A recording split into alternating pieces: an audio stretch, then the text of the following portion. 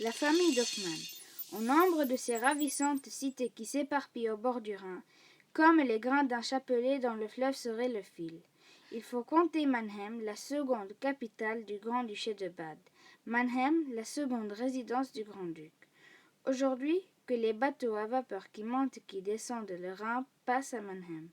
Aujourd'hui qu'un chemin de fer conduit à Mannheim. Aujourd'hui que Mannheim, au milieu du pétillement de la fusillade, a secoué, les cheveux épars et la robe teinte de sang. L'étendard de la rébellion contre son grand-duc, je ne sais plus ce qu'est Mannheim. Mais à l'époque où commence cette histoire, c'est-à-dire il y a bientôt 56 ans, je vais vous dire ce qu'elle était. C'était la ville par excellence, calme et politique à la fois, un peu triste ou plutôt un peu rêveuse. C'était la ville des romans d'Auguste La Fontaine et des poèmes de Goethe, d'Henriette Bellman et de Werther. En effet, il s'agit que de jeter un coup d'œil sur Mannheim pour juger un instant en voyant ses maisons honnêtement alignées, sa division en 4 quartiers, ses rues larges et belles où pointe l'herbe, sa fontaine mythologique, sa promenade ombragée d'un double rang d'acacias qui la traverse d'un bout à l'autre. Pour juger, dis-je, combien la vie serait douce et facile dans un semblable paradis si parfois les passions amoureuses ou politiques venaient y mettre un pistolet à la main de Werther ou un poignard à la main de Sand. Il y a surtout une place qui a un caractère tout particulier. C'est celle où s'élèvent à la fois l'église et le théâtre. Église et théâtre ont dû être bâtis en même temps, probablement par le même architecte. Probablement encore vers le milieu de l'autre siècle, quand les caprices d'une favorite influaient sur l'art, à ce point que tout un côté de l'art prenait son nom. Depuis l'église jusqu'à la petite maison, depuis la statue de bronze de 10 coudées jusqu'à la figurine en porcelaine de Saxe. L'église et le théâtre de Mannheim sont donc dans le style Pompadour. L'église a 2 niches extérieures. Dans l'une de ces 2 niches est une Minerve et dans l'autre est une Hébé. La porte du théâtre est surmontée de 2 sphinx. Ces 2 sphinx représentent l'un la comédie, l'autre la tragédie. Le premier de ces 2 sphinx tient sous sa patte un masque, le second un poignard. Tous deux sont coiffés en racine à droite avec un chignon poudré, ce qui ajoute merveilleusement à leur caractère et au reste, toute la place, maisons contournées, arbres frisés, murailles festonnées et dans le même caractère, et forment un ensemble des plus réjouissants. Eh bien, c'est dans une chambre située au premier étage, dans une maison dont les fenêtres donnent de billets sur le portail de l'église des Jésuites, que nous allons conduire nos lecteurs en leur faisant seulement observer que nous les rajeunissons de plus d'un demi-siècle et que nous en sommes comme millésisme allant de grâce ou de 10 grâce 1793 et comme quantième au dimanche 10 du mois de mai. Tout est donc en train de fleurir. Les algues au bord du fleuve, les marguerites dans les prairies, l'aubépine dans les haies, la rose dans les jardins et l'amour dans les cœurs.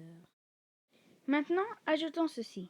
C'est qu'un des cœurs qui battait le plus violemment dans la ville de Mannheim et dans les environs était celui d'un jeune homme qui habitait cette petite chambre dont nous venons de parler, et dont les fenêtres donnaient de billets sur le portail de l'église des Jésuites.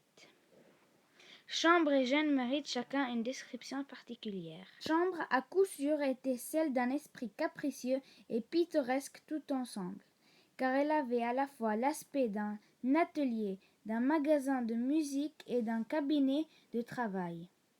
Il y avait une palette, des pinceaux et un chevalet, et sur ce chevalet, une esquisse commencée.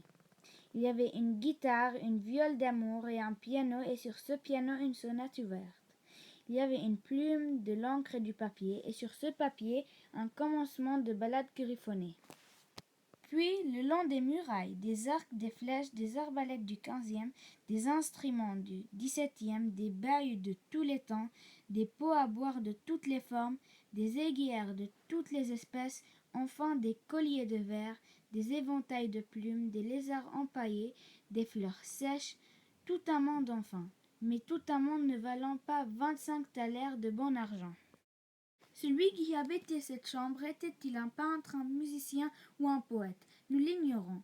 mais à coup sûr c'est un fumeur, car au milieu de toutes ses collections, la collection la plus complète, la plus en vue, la collection occupant la place d'honneur et s'épanouissant au soleil au-dessus d'un vieux canapé.